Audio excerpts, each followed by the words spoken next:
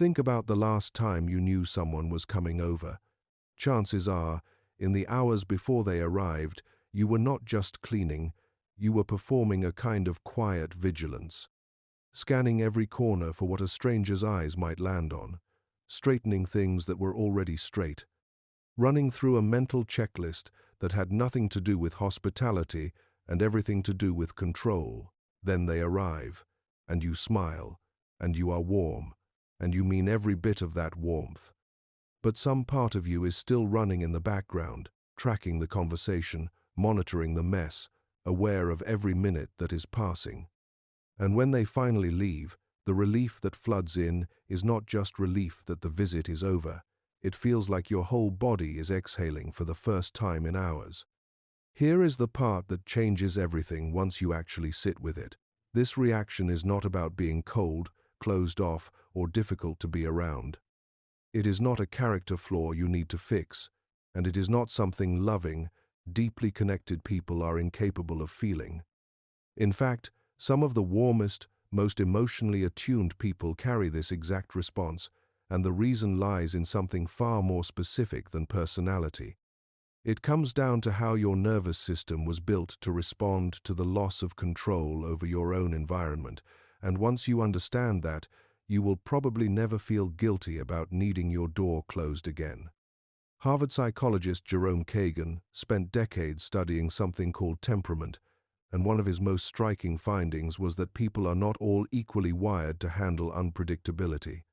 Some nervous systems are naturally more reactive to anything new, unfamiliar, or outside of a predictable pattern, registering it almost the way the brain registers a small threat, even when the situation is completely safe. A visitor at your door is, technically, unpredictable.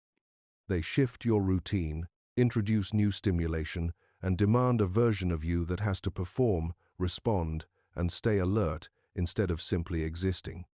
For someone with a more reactive nervous system, that is not a small ask.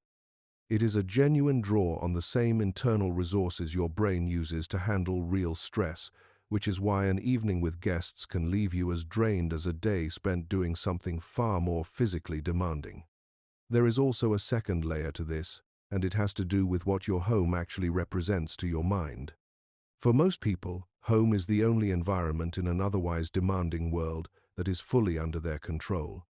You decide where things go, how loud it is, what the lighting feels like, when to talk and when to stay silent. It is the one place where you are not managing anyone else's expectations. The moment a visitor enters, even someone you love deeply, that sense of total control shifts. You are no longer just existing in your space, you are hosting inside it, which means part of your attention is permanently reassigned to their comfort instead of your own. Psychologically, your home is treated less like a building and more like an extension of yourself, so a shift in who is inside it can genuinely register as a shift in your own boundaries. There is one more psychological mechanism that often goes unnoticed: the feeling of anticipatory social pressure. Sometimes, the exhaustion does not actually begin when the visitor arrives. It begins the moment you find out they are coming. Your brain starts simulating everything that might happen before anything has even happened.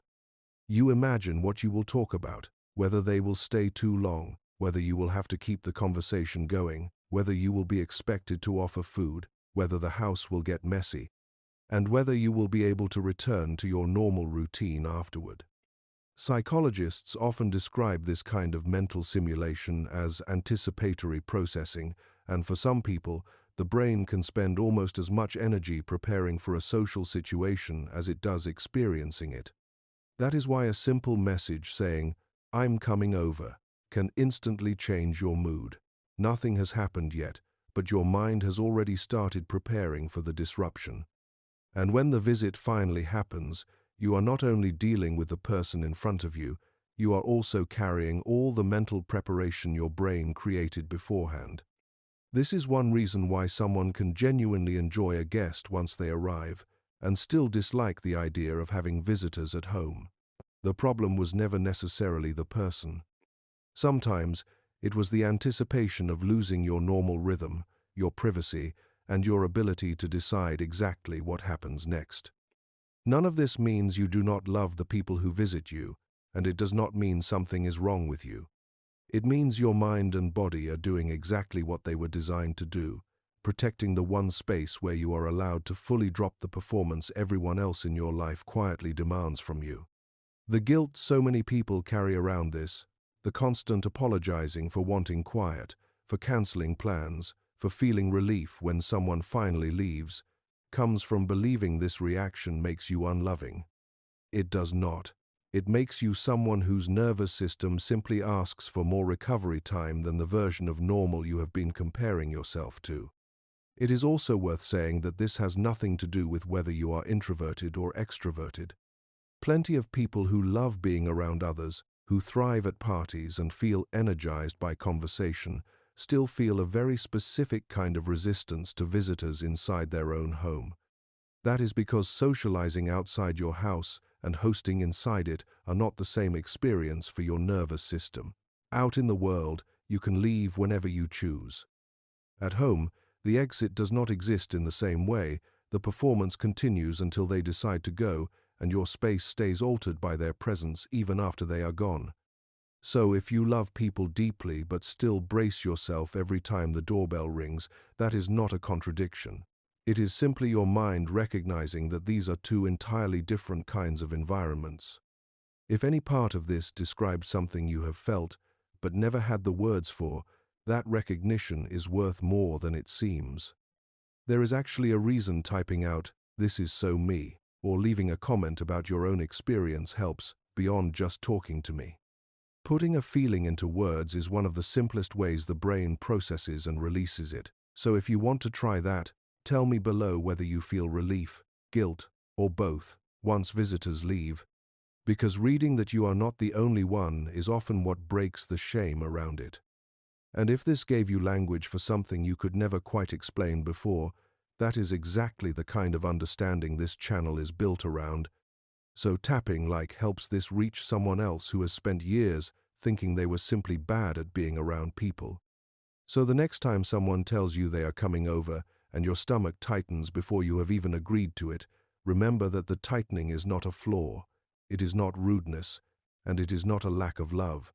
It is a nervous system doing its job, protecting the one space you get to fully belong to without performing for anyone. You are allowed to need your door closed. You are allowed to feel relief when it finally is. And understanding why does not make you difficult. It makes you someone who knows themselves a little better than you did a few minutes ago.